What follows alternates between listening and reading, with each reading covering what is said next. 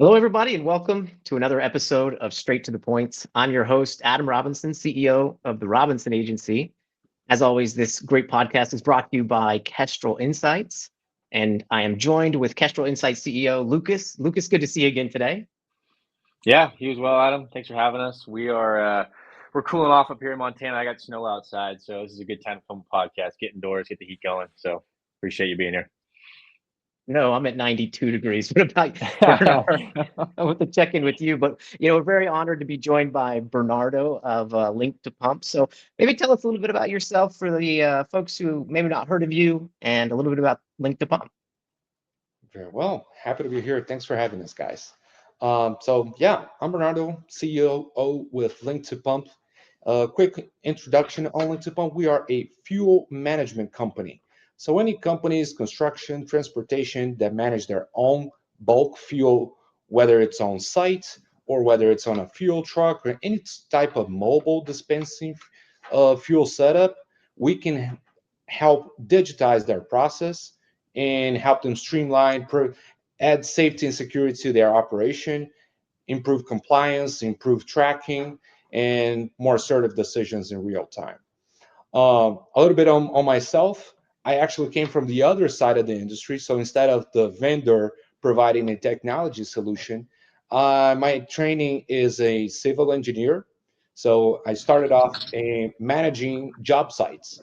So very early on from being on the industry, I realized we had a big problem tracking fuel, which it's usually a top three expense for any fleet structure. So back we didn't have a lot of solutions in my home country of Brazil, and I was always frustrated by that. Uh, Fast forward a few years, I met the people at Link2Pump, and I fell in love with the solution. Decided to step away from construction and go into the technology space. And it just so happened that my role was to set the American operation of the company. So I started with the first unit 8 years ago, and it just so happened that we were very close to where you are, Lucas. So our first sale in Link2Pump was in North Dakota, and I was the Oh, first. really? Yeah, first I didn't know installation. that. And I was fresh off Brazil, and I had to install a Yeah. system in North Dakota, 50 miles from the Canadian border, at 30 degrees weather. For Oh, brother. for a guy like me, oh man, I thought, oh, I'm gonna get a jacket and some pants and a scarf, maybe that'll be fine. Guys, I'll tell you right now, I froze my butt off. Can I say I froze my butt off? But I did. Absolutely. And but anyways, I understood that okay, we need to adapt the product, we need to adapt the process to help companies here. But it always impressed me that the entire economy, obviously, major economy, the biggest in the world, it was a very pulverized demand for our solution. First unit in North Dakota. It just so happened that the first four sales, for whatever reason, were in North Dakota. We didn't do any particular ads in North Dakota, but it just so happened to be that way. But it's the same. Today, fast forward 8 years later, Link2Pump is growing fast to become one of the dominating forces in fuel management in the country, as well as a global powerhouse for fuel management. So we're working today in Australia, Africa, other Oh, countries wow. in South America, but America is still our main focus here. Yeah. So very proud of what we've done and excited for what comes next. Thanks for sharing your story, Bernardo. I mean, it sounds like you have a really more of an operations mindset that you bring to a technology company. And I think that's a breath of fresh air for folks in logistics tech. One of the sometimes the industry gets knocks on technologists trying to solve supply chain challenges that they have never experienced themselves firsthand. So it sounds like at Link2Pump you take that approach of maybe an operator's mindset applying technology to those solutions. And so Very that much kind of so. brings us to why we're here today, where we continue to find solutions that enable your customers, to get more value out of Link2Pump beyond just fuel management. So we're going to be talking a little bit about the role of fuel management, the role of geofences, and of course the location intelligence that comes from that to cut down on unnecessary fuel consumption and things like that. So when we think about that, what are some of those, as an operator and having seen those challenges and building technology to solve them, what are some of the biggest challenges that you've seen in respect to, fuel management, and what has led, Link2Pump to continue to offer these solutions? That's a great question. And I think that rolls out into couple of different ways, depending on what segment of the industry you're talking about. If we're talking about the transportation industry, I think the location-based information, it comes down to, I'll give you some examples out of our customer base. We have some logistics companies operating throughout the whole company. They have over-the-road fueling as well as both of their home sites. And this particular company has a location in Chicago and the other one in Southern California. And one of the main things for them in terms of location is making sure that the driver identifying the fuel transaction at one of their home locations has in fact brought the vehicle, the equipment over to that location. So our device, our solution must be able to talk to some technology to understand, hey, the vehicle is actually here. And we thought about hardware solutions, but I am a firm believer that software is the future for that sort of thing. And geofencing capabilities such as what Kestrel Insights provides, I think those are very much ahead of the industry, providing a solution that helps streamline the whole process and also makes the whole identification of the geofence more secure. So that's a little bit on what I see in the transportation space. And as far as the construction space, it's a little different, but just as important. To give you guys another idea from what our customers are seeing, the construction space has a lot of mobility in terms of how they dispense their fuel. So that may be a fuel truck that carries fuel from job site to fill out equipment that don't have the capability of having a on-site storage fuel tank. So that fuel truck goes to job site from job site, but they lack the assertiveness to say, hey, was the fuel truck actually dispensing fuel at a job site? So one of the things that has come from the industry as clients' feedback has been requests to, hey, can you block your system from allowing fuel to be dispensed outside of some geofences? So that's something that we are currently working on.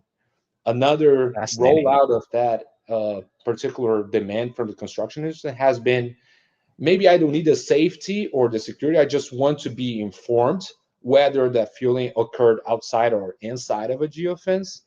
And if it occurred inside, I want it to automatically be assigned to a cost center for that job site. So their cost reporting is automatically assigned in terms of fuel. So a couple of different ways of doing it, and all of them exciting. Bernardo, I'm curious. You touch on an interesting point there where you mentioned, like, can we assign like permissions or things like that, whether it's based on a geofence or something else, to limit fuel dispense?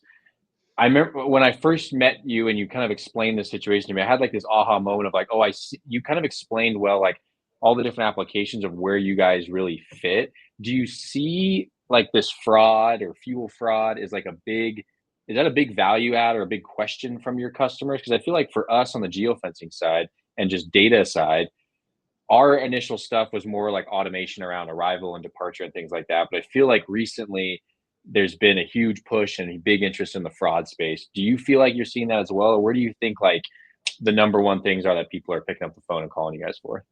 Very much so, Lucas. I feel like out of all of our clients, I could average it on security and safety and fraud prevention as one of the top 3 requests. It's usually safety, making sure that your fuel is not being misused. We don't want to assume it's theft, but that's always a delicate way of approaching with clients. But we like to say we prevent that sort of misuse, and it's usually one of the top 3. Compliance, making sure that it's going to the proper equipment. It's going. We have some other features that are not so much related to the location based, but are related to using off-road fuel to own the over-the-road equipment. So that's something that we help prevent as well. So I got you. Tell me, Lucas, in some other use cases of geofencing, it's got me wondering. that this location intelligence, it helps shape new behavior and new outcomes as well, because you're seeing the activity, whether it's incorrect or correct. You're seeing where those challenges lie within the data, just like a Fitbit or a step tracker, right, or a health tracker. We've know how much activity we're getting. We can actually do something about it because we know it. Maybe tell me about how that location intelligence in regards to fuel and carriers really helps them understand and lead with data. I also have I want to add on. Wait, was that a question for me, Adam, or for Yeah, Bernardo? that goes for you, Lucas. Yeah. Yeah, and because Bernardo, my answer here, I'm curious if you've experienced this too. So, like when we set out building these geofences, like the value we provided was the geofence, and we were looking at ways to automate that process and make sure the geofence is as accurate as possible. And that was like what we spoke to. To answer your question, Adam, and then to kind of build on it, is like what we saw was we were able to start providing insights to what's happening at these locations.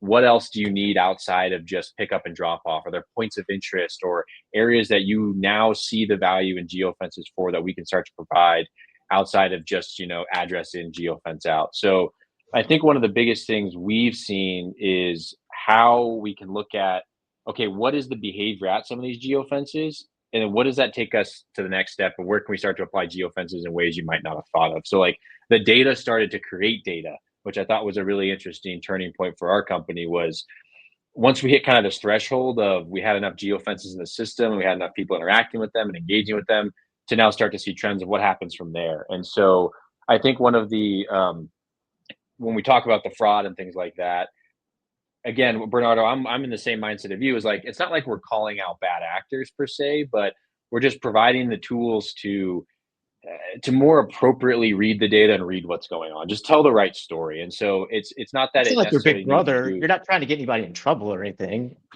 Spot on. Yeah, I think that's a perfect way. That's a perfect way to put it. Is like we just want the right information to make the right decisions on. So Bernardo, I'm curious too if you've seen that of like, okay, we provide this service and this technology, but then once you start using it, now the value from Link2Pump grows because we can give you tools and ways to analyze that data and leverage the data as you grow. I'm curious if you've seen that kind of expansion in your product too.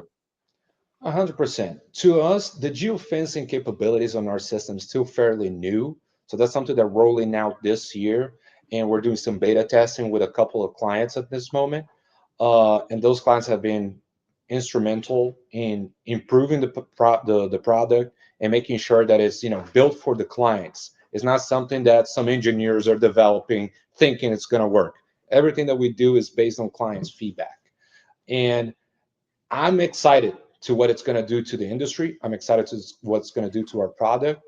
I think to your point, Lucas, when you were saying it's not about calling out bad actors, but we like to say, hey, we're going to keep our drivers honest because it's a little bit like a big brother, but also, we give them the assertiveness to not having a he said, she said sort of situation.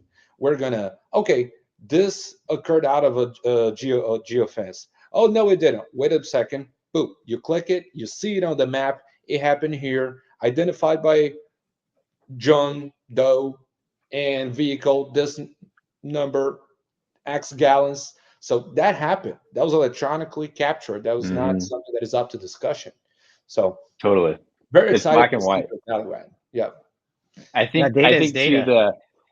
the data's data. I think too the big brother comment's funny because like I have an older brother. If I didn't have an older brother, I would have gotten in a lot more trouble. So it's like it provides guardrails and it just sets people up for success to just so there is no temptation. You're setting up teams for success. There's parameters around how fuel is accessed, where it's accessed, and all these features that are awesome with the Link2Pump. It's like, hey, there's just guardrails here and I'm setting you up for success. The big brother's a good thing. Yeah. In this instance, right? I mean, in the age of safety, cargo theft, these fleets, Totally. the industry and carriers, they have enough costs to deal with. And fuel is one of those costs that can go right to the bottom line if you can affect it, just like your personal electricity bill. But I'm wondering, there's a slew of technology, guys, that is coming out, and that to help these carriers. there's buzz around AI, there's .ai companies, there's so much going on, and carriers are filing bankruptcy faster now than they have at some certain points in the last 3 decades. So it's really hard out there. So, Bernardo, this technology, beyond just managing that fuel cost, managing cargo theft, what are some of the automated like workflows that happen now that are going to improve the process of this? You're hitting the nail right in the head, Adam. That's great. Um, I think, and that's something that we have within our product discussions, our product committee is always looking, because I think most companies today are being pressured, or they're being pressured not only by investors or owners or whatever you have it in their structure. It's the industry, right? You hear about all the software companies that are not making it because AI is simplifying and automating a lot of stuff that used to be done. In our case, we're a hardware plus software solution. The hardware device is the guard dog that is controlling the fuel and transmitting. So the technology we put in the hardware combined with the software is something that we feel very good about, that is going to still be an up-to-date solution for years to come. And I think in terms of automating workflows for clients, I think the future of the industry is in integrations. So we don't want clients to log into multiple systems to do one task in each system. We want to make sure that, hey, you have a telematic system, you have a geofence system, you have a Link2Pump system. Maybe you want to do it all from one of those platforms. Link2Pump is very comfortable with either pulling that over to us or pushing that into another system. So we want to automate and make the data work for our clients. And I think that's just natural. We hear that feedback actually. We hear our clients say, hey, I don't want more username and passwords. So we're always trying to listen to what they're saying and adjust. And I think that's something easy, and it's going to make sense for the entire industry to consolidate data where our clients need it. I don't know, Lucas, what are your thoughts on it? That's something that I Yeah, believe you're in. a Yeah. big company. I mean, Bernardo made a good point about just the future being integrations. As a marketer who like uses Yeah. HubSpot, has we're about 10 years ahead in the technology space and supply chain. If we didn't have integrations, we'd go crazy. So as a data Yeah. provider, you've always seen it that way as long as I've known you. Do you think the industry's catching up, or what would you have to say on the future? Well, and Bernardo, I like what I'm envious of the foresight you and your product team have had to be like, okay, not only because there's a whole idea of an integrator. Some people focus on one side more than the other, and I'll explain where we can model what you've done a little better. Like where someone just wants to be pushing data or someone just wants to be pulling data, and where you guys have built it where you can do both, I think is a very smart move. Because for us, we came out the gate and we're like, hey, we don't want to create another place you got to log in or go somewhere. So we're just a database with APIs. So we exclusively push data into other systems, aka our geofences. But as we started to grow, some customers were like, hey, can I don't want to pull geofences, but I want to send you my vehicle location data, and then you provide me with the arrival and departure stuff. And we were like, oh my gosh, we thought that was exactly what no one wanted, and we want to bring geofences other places. So we lean heavily on the provide data to other platforms, and have started to get more of those requests of, hey, can we send you data, Lucas? So I do totally believe that, like, where the industry is going, and your kind of question there, Adam, is like, I think the integrator first thing is huge. I think people who find and perfect a niche are very, very beneficial versus kind of a water swath approach of like, hey, I'm going to cover everything in this space. So I that's kind of my view of it. To build on like the AI comment of like, obviously that's huge everywhere, and where is kind of the industry taking in that? We see, all I can comment is on like where we see ourselves and how we play in that space. There's all kinds of ways we can use AI to improve our business, but I look at it more of like, how can we feed the way our customers are integrating AI into their platforms? And so what I've seen more and more is like these in-house AI bots of like, hey, ask the AI bot of this data from my ELD and then this data from my fuel management software, and help me answer these questions or get these insights.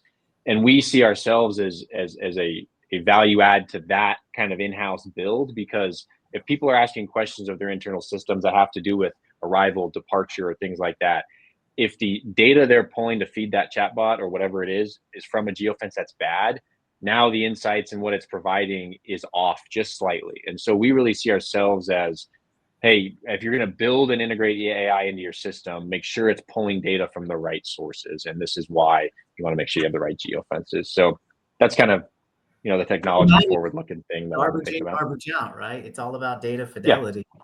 And, you both have obviously positioned your companies well to think about that, because automation applied to a broken workflow or AI applied to wrong data is a great way for you to make future knock-on mistakes that are you're just continuing to go farther and farther away. So it's like, I totally agree with that. Well, tell me, and I think maybe from your experience, Bernardo, as you all are working with partners, and then maybe Lucas, you can add on to whatever Bernardo says. But, I think at the end of the day, we're kind of moving into, and Lucas, you kind of hit on it with the niche kind of approach, but, we've seen some of these marketplaces come up, things like Samsara, different companies like that, how do you position Link2Pump to be a part of those platforms? And why is that important for you to bring those together ultimately? That's great. That's a great question. I think, number one, I agree with everything you just said. And that's something we've been noticing as well. The surge of marketplaces. I mean, I've been in the industry and following closely everything that's going on in terms of partnerships in America for the past 8 years. We started being partners with Geotab as a telematics company, and up next, because Geotab had their marketplace, and we saw as an opportunity for us to not only from a sales perspective, but also from an integration and value add. Hey, we can be here. We can add our fuel transaction data integrated with the telematics data. There's so much stuff that can be done. We have some experience with integrations with telematic companies back from our home country. And in America, with the compliance and IFTA reporting, there's so much more that can be done, right? So we're taking, for instance, with the telematics, we're taking the miles per state with the gallons per state that we do. We're combining those and we're streamlining the IFTA reporting for some companies. I think the fact that you have marketplaces that value integration across different systems, and they do a great job at marketing what those technical benefits are, I think there's such a huge benefit to the industry. We are very much pro participating on as many marketplaces as we can. So we're working towards being listed in a couple more by the end of 2025, and keep building on top of that for next year. But not only telematics, but maintenance softwares, and everything that comes with it, including but not limited to geofences and other stuff on the background. So we're very excited because we think it all adds to the industry and all adds to the clients and makes our products more valuable, makes us stand out apart from the competition. So very excited about what's going on with not only Samsara, but Geotab and all those other companies. Well, Lucas, as again a data provider, why are these marketplaces increasingly important for carriers or new entrants into the industry? How are they seeing these marketplaces? I think your cat wants to jump in and add to the conversation. Cat's wanted to be in the podcast since the jump. So. Yeah. Hey, I got no problem at all. The marketplaces have been huge for us. I mean, a geofence is completely useless by itself. Like we can't just be out there selling geofences to random people. Like you have to have the integration with the tracking device, or that blue dot that's moving around the map. You've got to have that. So for us, it's vital. I mean, it is a complete necessity. The great part about the marketplaces is you also get a little bit of different flavor of how each company likes to run, and because they all function differently. Like the way they like to be engaged with, the way the way they like you engaging with their customers and collaborating on different things. Like, so it's an awesome way to learn kind of the insights of these companies that you want to be partnered with and you want to stand next to, and see how they've been successful with their different markets. Because at the end of the day, these different marketplaces themselves are competitors, but they've all found their own successful pitch to the industry, and it's resonated with these different fleets or different carriers or whoever, just in a different way. So you learn a lot about where they've been successful and how you can successfully get in front of their customers as well. So that's great. And then it just removes the whole technical need and the technical concern for getting set up. It's like, oh no, we're in here, we've been vetted. It immediately opens doors and kind of lets guard down of, oh, am I got to build something, or what's going on here? Or so have other people been before me and seen success with these guys? So that's been a huge piece for us. We love the marketplaces, and yeah, can't say enough about them. Love people. It also exposes you all to more use cases, because you hear it maybe from that partner's perspective and the challenge that their customer is facing, that you ultimately will have that solution for. So even just in that collaboration over time and applying those use cases continues to add more value to those companies who need that solution. Bernardo, as you know, the biggest wins or some of the use cases you can explain, where fuel automation reduced costs or maybe increased accountability. Do you have a story or a customer story where you can share? Yeah, definitely. We recently recorded. We have a case study with Sylvan Materials. It's on YouTube, and that was a very interesting case study. They are a aggregates ready mix operation in the Northeast. 30-something locations for the ready mix plants and aggregate plants, and they have us in every single site, plus integration with Samsara telematics. So by using us, they said it themselves, not only on the operations side, made the whole process more efficient. So before Link2Pump, the fuel tracking process looked like an open pump. Anybody can go there on the weekend and get fuel for themselves, for their family. It happened before. And for their lawnmower. Yeah, the fleet manager said it himself. I'm not putting them under the bus. They admit it. So it's not something new. But the whole point is that completely went away once we locked down their fuel, and only authorized users can get fuel. The second part of it was we improved the operation. So we shaved a few seconds off every truck refueling, because before, truck pulls up, driver steps out, gets fuel, writes information on a piece of sheet, on a sheet of paper after the fueling is done, and he has to log in his miles and hours. Sometimes he would forget about it, so he would have to step back on the cab of the truck, check it out, manual mistakes, non-assertive data. You see what happens. So he doesn't have to do that anymore. Now he just enters who he is and the vehicle is driving, and the capture of mileage and engine hours is automatic. We're capturing that from Samsara, and we're tracking the fuel with sensors in real time. So he doesn't have to do anything with it. He just turns the nozzle back on the pump and drives away. So we managed to shave a few seconds off their production time. Every week, their plant managers had to reconcile fuel. So that was 2 hours per plant manager per week, in their own words. Plus, the back office team was able to close the month in one day, as opposed to 4 or 5 days.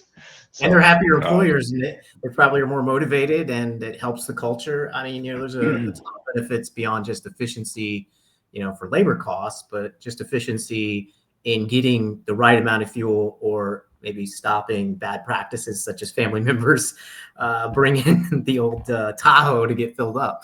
So that's exactly. Really great. Lucas, from your experience, some use cases beyond fuel, that could be helpful as in that same audience. Things like dwell time can use up fuel, but maybe a little bit of that. What would you share? Yeah, and I totally agree with what you were saying too about the marketplace that they expose you to more use cases than you would think before. And we've seen a ton of that of we came in with one mindset of this is what we're going to solve and this is what we're going to address, and people start coming to you for all kinds of things. You mentioned IFTA, and on the vein of fuel and monitoring all that stuff, IFTA and is just a crazy thing to even be tracking, and it's so difficult. And we had no idea to that at all. And Bernardo, you could speak to it much more than I can, but my understanding is there's IFTA, like you mentioned, of the driving in between states and the reciprocity of what you owe to two states if you bought fuel in one spot and went to another place. Where we've seen a lot of use cases for our data sets recently is IFTA, but for like the off highway applications. And so if I bought a bunch of fuel and there's a fuel tax in there for like road improvements and road maintenance, but I drove on dirt roads or in private property the whole time, you can actually get rebates for that money back. And before accurate geofencing, it was an incredibly hard thing to track. And so some recent wins for us kind of in the fuel space and IFTA tracking has been this off highway stuff, because the way our geofences so accurately depict and report exact travel on these private property areas, people can now collect and report that data to the IRS and get rebates and confidently back up, this is how I got to this calculation, and then this is why, and this is what I'm using, and I deserve this money back. Or not, maybe deserves not the right word, but you've set up a rule for me to get money back. Yeah, and I can prove I did it. I think, and I can prove I did it. And I think for us, and Bernardo, you've probably experienced this, but there's use cases for us where we can put the easiest ROI to. It's one geofence times $3 saved, or times 3 hours saved equals X. Like, it's so easy. And then there's also use cases where it's like, it's the potential theft, or it's the potential this, or it's some of these more not as concrete use cases. So stuff when we get things like this of like, oh, I paid this much to Lucas in for his data set, I saved $30,000 on my IFTA report. Like, it is so cut and dry. So we've been loving that stuff recently, and it's been an interesting use case that we never predicted our geofences could be useful for. That is so great to hear, Lucas. And that's something that I noticed back when we first started the first integration with Geotab. That's something that I noticed, and I figured, but how people are not doing this?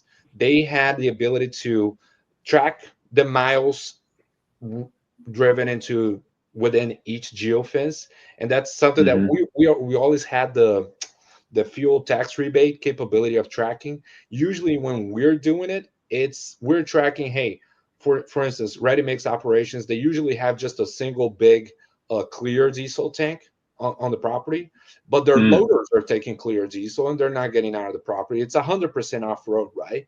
Maybe some of those trucks are actually driving more time. Dump trucks are inside the property. We never had a way to prove that. And that's one of the benefits of integrations with the telematics, being able to show those miles driven inside, and the geofencing. So that's one of the things that we're excited about to see roll out as well.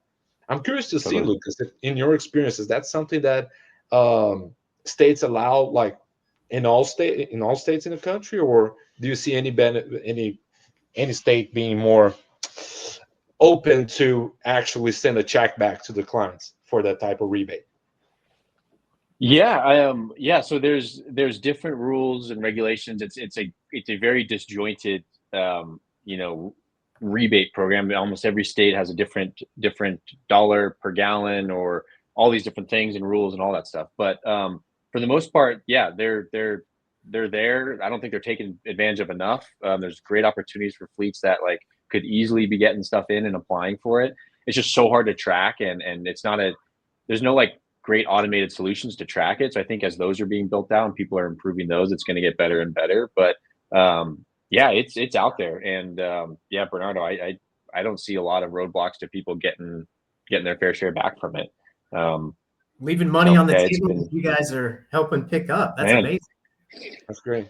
And that's exactly what we've seen in terms of putting an ROI back into a product, because without the tax rebates, you can put an ROI with, hey, no fuel theft, so the leakage rate that goes down. And usually every client has their own. It's something usually around, depending on how big you are, how much you burn, but it could go up to 15%.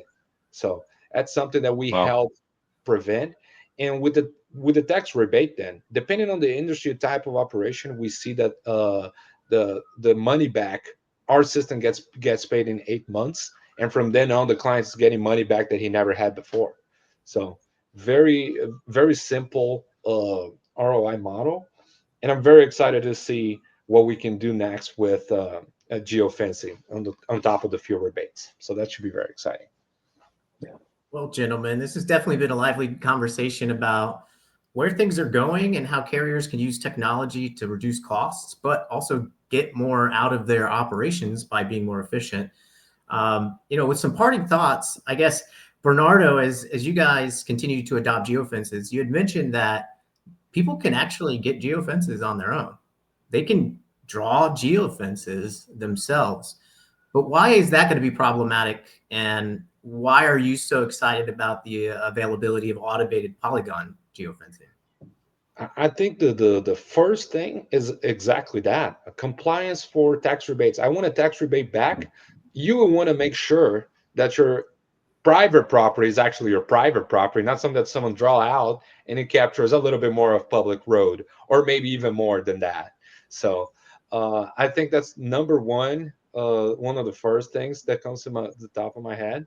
And other than that, just having the right data, making sure that your fuel transaction, in our case, the cost reporting for clients for their bidding and estimating of their jobs, it's completely important to be able to estimate all their costs in one job site.